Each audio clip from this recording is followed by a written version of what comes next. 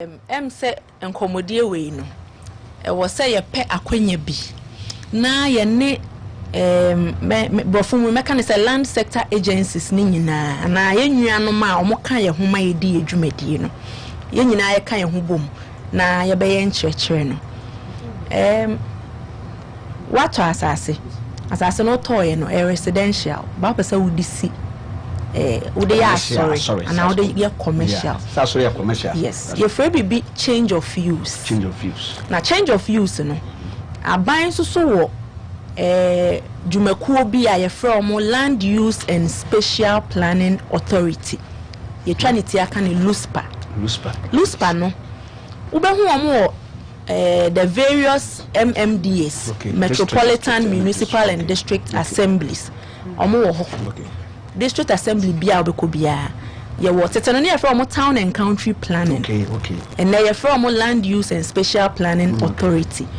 Omadwuma ene say omo na teten sase kire say e wo say ekwan da ha e wo say the hospital esi ha e wo say the asori eba ha e wo say the school eba ha e wo say fisase wo ha enti se koba se omatete awie na wakoto e fisase ba wo pese odeye asori a de wasade ne se obesan akọ omo ho biem na wakobo o mama ne se o mato asase afiri na na asomasi ho na asase a metoye no ode ma me se me fa nkosi efie na so me hweye no e bia me de ye commercial a ana me de si school a ene beboa me okọ a omo wo emra ana kwan a omo befa so na ye free bibi change of use na omo aboa wo ama wa yes a change of use omo ye change of use na enam say layout a wo area ho no ana brono kro na asase ne wo so no layout e wo ho no